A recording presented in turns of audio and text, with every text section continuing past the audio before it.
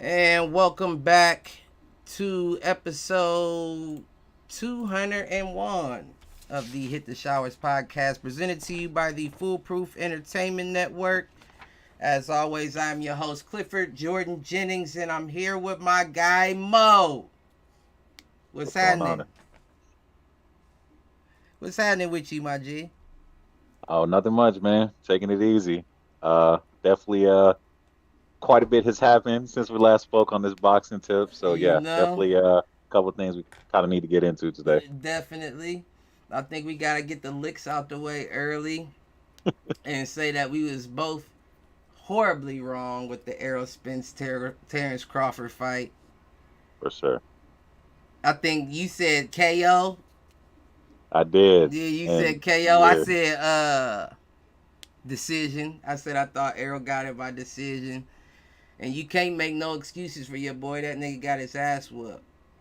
I don't care what was going on. You got your ass whooped.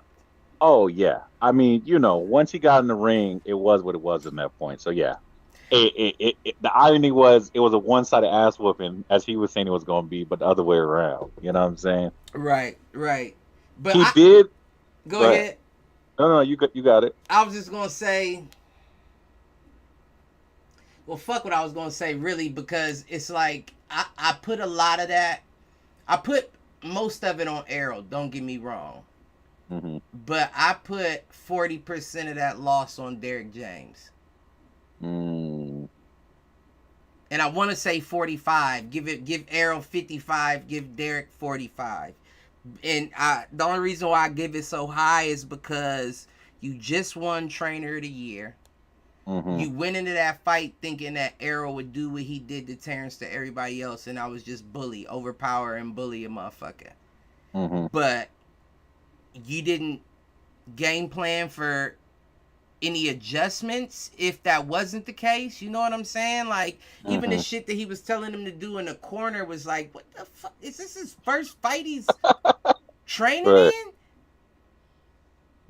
I just didn't understand it. And it was like, he was walking into Terrence's blows by trying to implement Derek James' game plan. Hmm. I was watching it with my people. Like, I don't know why he didn't tell him, stop what you're doing, fight off your back foot, Right. back up all the way till you feel your back hits the ropes, Right. pivot Right. out and try to body him into the corner. That's what I want Hmm. you to do now. Don't be aggressive. Fight off your back foot. Hmm. Anything, make an adjustment, anything. There was no adjustments through the whole fight. Yeah, it was sad, honestly. I low key feel like Crawford ended up carrying him a few more rounds than he really had to. What it was all said and done. Somebody else said the same thing. I can't remember who it Yeah. was. It was somebody I was talking to after it happened, of course, but they said the same thing.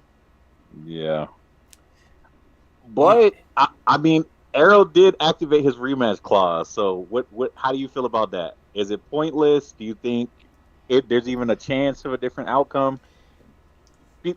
Because I feel like if we're going off, he was just so weight drained in there that he was nah, just dizzy, nah, you know. that's not the. And if you go and make an excuse for the nigga, you definitely can't go with weight drain, nigga. You was the champ. You Right. knew what you had to do. Both y'all knew what y'all had to do before y'all went Hmm. into this. No, that's real. I'm Now, not. Now I did hear that he didn't spar for the whole training camp in this fight for whatever reason, whether it was a head issue or an injury or whatever reason. I Oh heard wow. that they said he didn't spar at all through this camp. Now, I don't say that to again make any excuses for him. I just Hmm. say if there was something going on, that would be an indication as to why you felt so comfortable with immediately, enacting your rematch clause. Hmm. Will I think the fight go any different? Is the next question. And if I'm answering that honestly, n- not too much. I don't think it does go too much differently. And that's only because I've only seen Arrow fight that one style. Mm-hmm. You know what I'm saying? That's the only style I've ever really seen him fight with. So if you work on something else for what, 6 months until your fight, it's not going to be enough time for you to have it down pat with a guy like Crawford opposite of you. I don't care if it's at 154 and you're not as weight drained and you feel a little stronger. It's still, to me, like, what else can you show, though? Yeah. I mean, I rock with Errol, so I would like to I be. still do. I would like to think it's going to be more competitive at a higher weight. But yeah, I don't really think he has anything for. But You know the way what? Bud looking there. I'm willing to confidently say that if they do run the rematch back, whether it's at 154 or 147, I do feel like it will be more competitive than the last. Mm-hmm. He he has to prove that to himself. Right. So my thing is like I'm curious to see if they really jump a few weight classes and try to do it at 168 because he's running around calling out Canelo. You can't say 168 is too high now, and you've been screaming about Canelo. Well, see, that's what I thought was interesting too, because he fought, didn't yeah, Errol fought at 160 as an amateur. Mm-hmm. So it's kind of ironic that you would fight your whole amateur career higher in weight and then go down lower as you turn pro. I mean, it's like that sometimes. Weight bullies. You know what I'm saying? That clearly has to be what that is, right? Because that's just weird to me, though. But Sean Porter was another one like that. Mm-hmm. Sean Porter fought Usyk in the amateurs.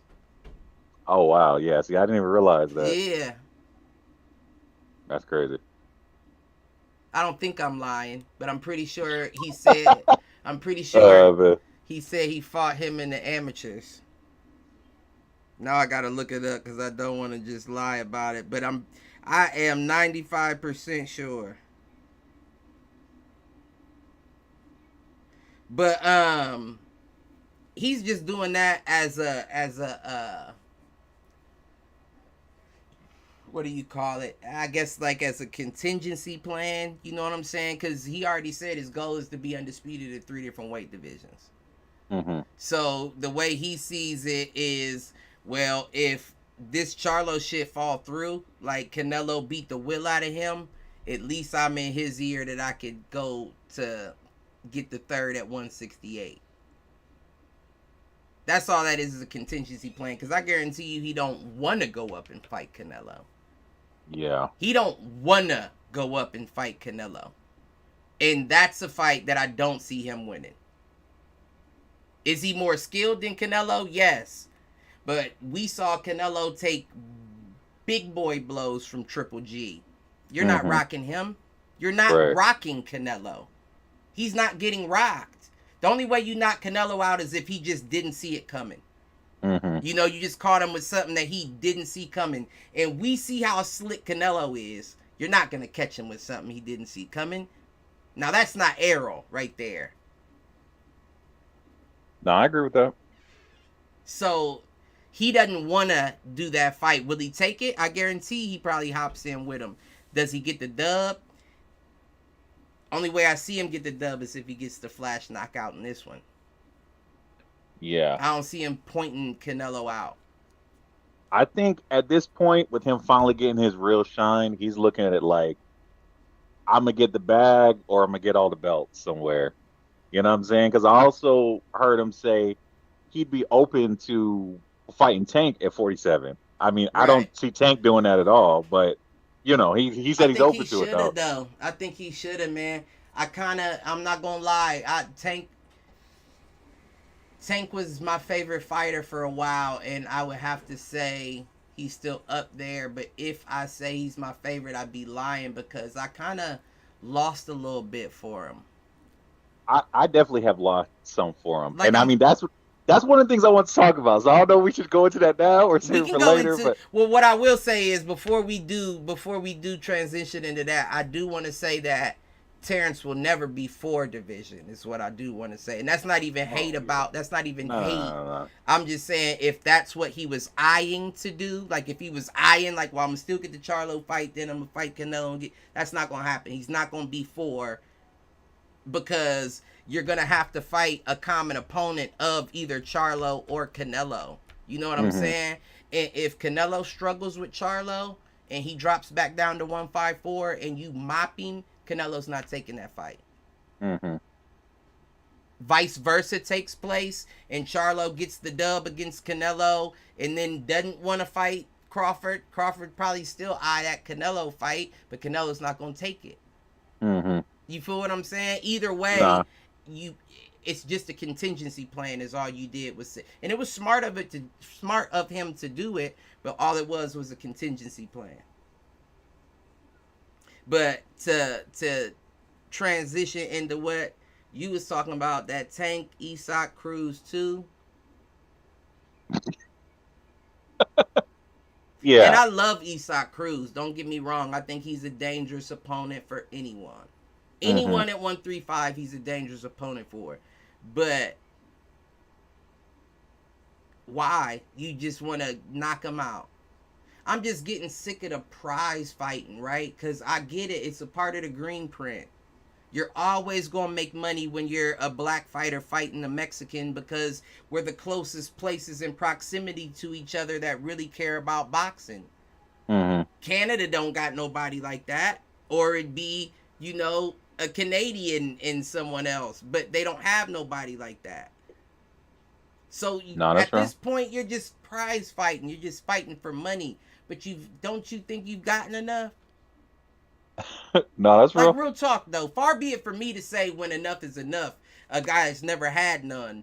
But don't you think you've gotten enough and now's the time to start pivoting your career into really shutting motherfuckers up or taking something? You've earned enough. Now it's time to take something. Yeah.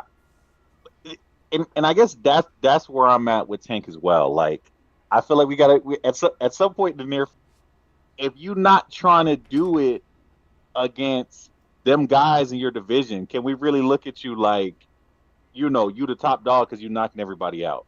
That's my thing. Play the random small schools, and pretty much they best players are getting highlight reels in them games. Right. So it's like if that's all we see, we're like, oh, okay, these dudes are amazing, but you know.